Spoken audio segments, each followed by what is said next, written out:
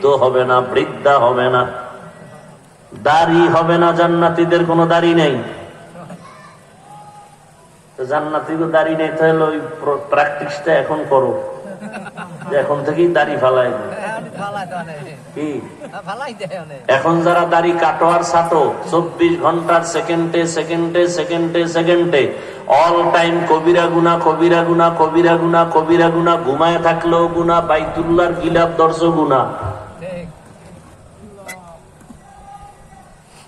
কয়েকটা গুনাহ আছে, এটি তওবা না করা পর্যন্ত খালি লেখতেই থাকে, লেখতেই থাকে। যেমন টাকনুগিরার নিচে যারা লঙ্গি পাজামা প্যান্ট পরে 24 ঘন্টার সেকেন্ডে সেকেন্ডে অল টাইম কবিরা গুনা, কবিরা গুনা, কবিরা গুনা। ও যদি রাতের বেলা প্যান্ট খুইলে থুইয়া শর্ট প্যান্ট বা লঙ্গি বুইরাও ঘুমায়, এরপর ওই যে গিরার নিচে প্যান্ট পরছে, গুনা লেখা বন্ধ নাই সারা রাত। কাজে প্যান্ট পরে নাই, কাজে নিয়ত আছে না, নিয়তের বরকত কালকে পড়বে। কালকে পড়ার নিয়ত আছে না, তো নিয়তের তো একটা বরকত আছে। সুদের গুনাও, দাড়ি কাটার গুনাহ, এই প্যান্টের গুনাহ। যারা গিরেন নিচে পড়ে, পুরুষ মহিলা না, আবার প্যাস লাগায় না নাকি মহিলা পুরুষ তো এখন সমান অধিকারের স্লোগান চলতেছে।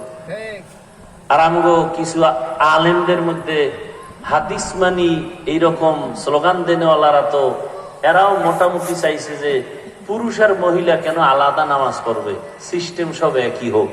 পুরুষেরাও যেমন পা ছড়ায়া দাঁড়ায়, মহিলারাও পাও ফাঁকা করে দাঁড়াবে। হ্যাঁ, এগুলি সাইরে দিছি, বলি না আল্লাহ সবাইকে হেদায়াত দান করুন। কারণ বলবো কি, ওলামায়ে কেরামের এক হওয়া দরকার,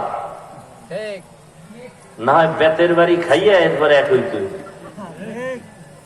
বেঈমানের হাতের ফিডা বহু কপালে আছে, লিখে রাখেন।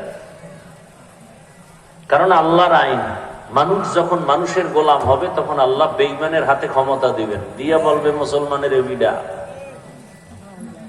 ফিলিস্তিনে মায়ের খায় সব কি ফিলিস্তিন, ওগো কোনো দোষ নাই? এই যে এতক্ষণ শুনাইলাম, এই এত লোক এখানে, অনেকে ফজর পড়ে নাই, জোহর পড়ে নাই, আসর পড়ে নাই, মাগরিব পড়ে নাই, এশা পড়বে কিনা তাও জানা নেই।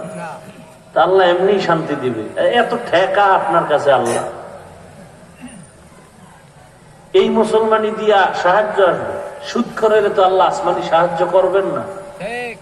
খোদার কসম, কোন সুদখোর ঘুষখোরকে আল্লাহ সাহায্য করবেন না। তা আপনি কিসের সাহায্য চাইবেন আল্লাহর কাছে?